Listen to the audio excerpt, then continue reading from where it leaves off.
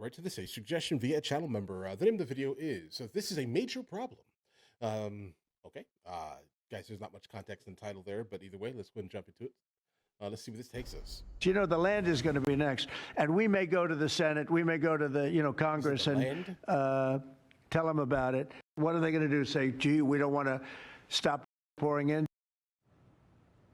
It's plausible because, I mean, if you're saying it, then most likely Congress is going to respond like, I don't know if I want to do this. The Pentagon now planning to send the Navy's most advanced aircraft carrier, the Gerald R. Ford Carrier Strike Group, from the Mediterranean Sea to the Caribbean in an escalation of the administration's campaign to target smugglers. For reaction, Fox News senior strategic analyst, retired General Jack Keane, joining me now. Thank you, sir, for being with us this morning. I want to get right to it. The White House says they've got the legal authority for these strikes on these boats. But now they're talking about cartel strikes on land as well. There's this aircraft carrier strike group headed to the Caribbean. The CIA was also authorized to conduct ground operations inside Venezuela. What do you say to people who believe this looks more like regime change? It does. Well, I think regime change certainly is implied here. There's pressure being put on the Maduro regime because he and the cartels have become one. Contrast that with the government of Mexico, where most of the comes out of, and that government is cooperating with the United States, providing us intelligence. We're providing intelligence to them. She's given up 55 capo leaders to the United States, but Maduro is not. I mean, he's down there promoting the export of these because it's his revenue source.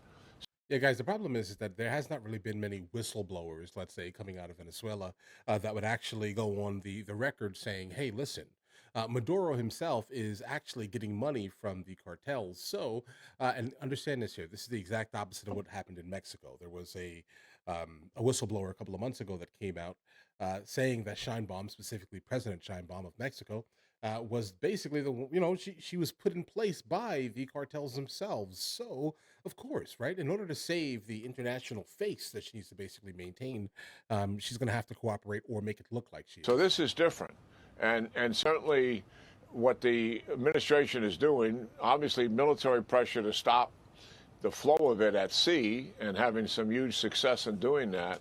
But I think the real thing that's happening is to undermine the Maduro regime, to put pressure on that regime. A demonstration of military force is part of that.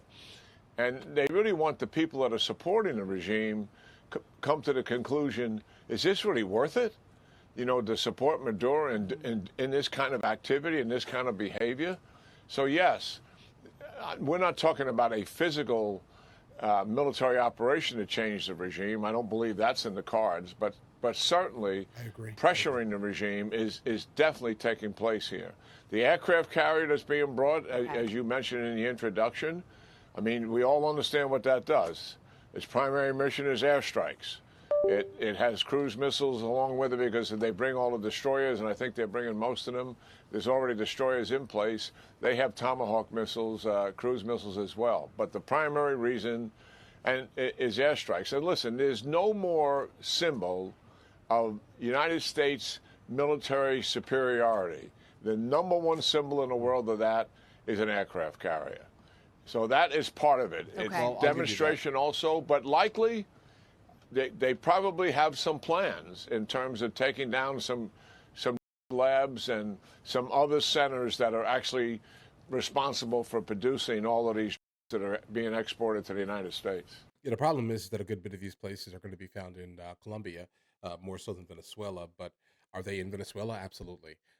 But I definitely would probably lean a little bit heavier into Colombia specifically. Okay.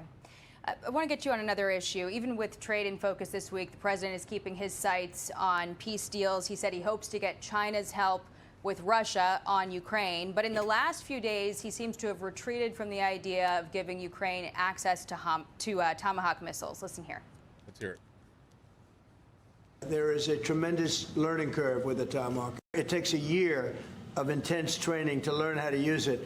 And we know how to use it, and we're not going to be teaching other people. It's too far out into the future.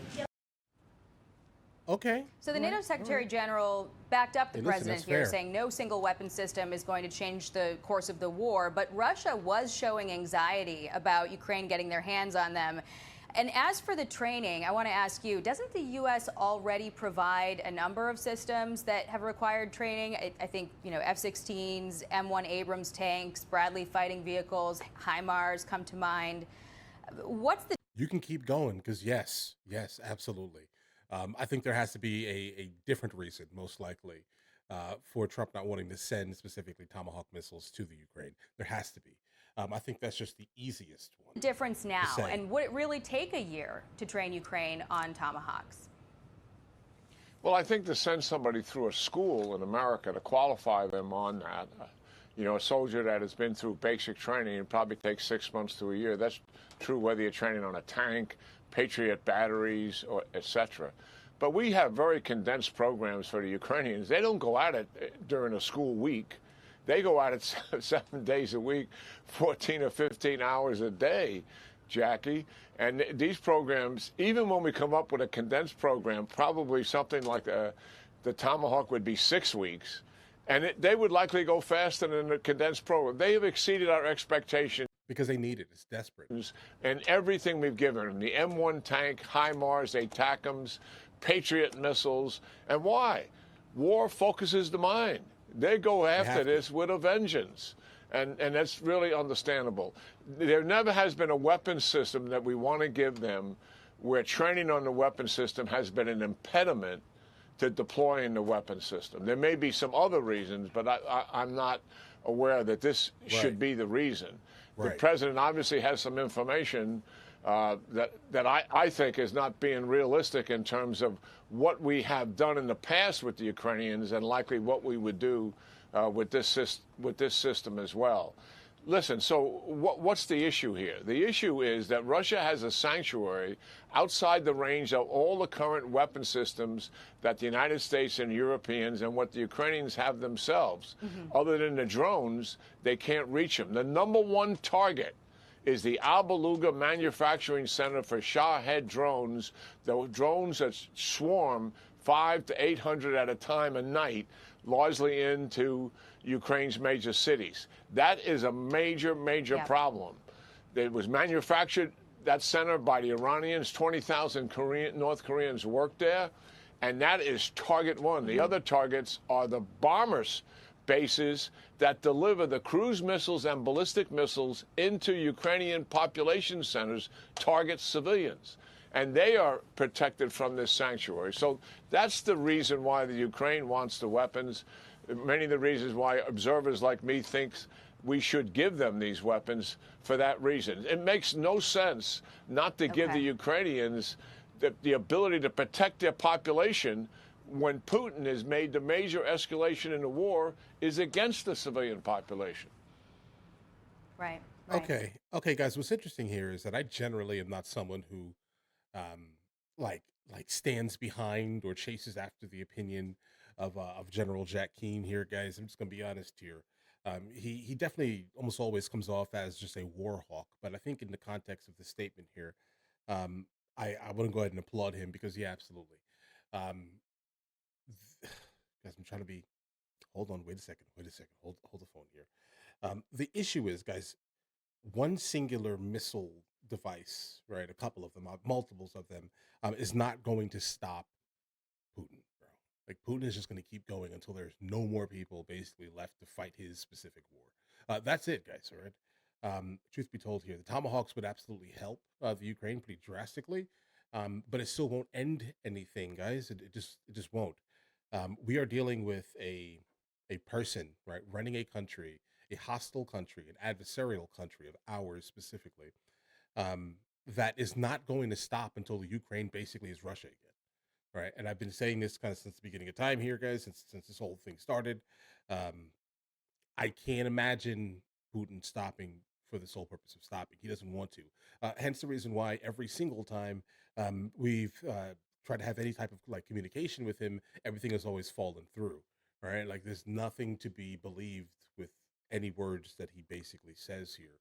But obviously, this is me coming from the West here, so my opinion is pretty much based on me being within the United States of America and being an American, my opinion of obviously our adversaries is not what it would be specifically from someone from that region. Potentially, maybe they have different perceptions of what Russia is in fact doing to the Ukraine currently, right? But I do not think that the tomahawks are going to change anything. Obviously, Trump has another reason he's not saying it because the training issue itself in itself is a little bit too fickle, right?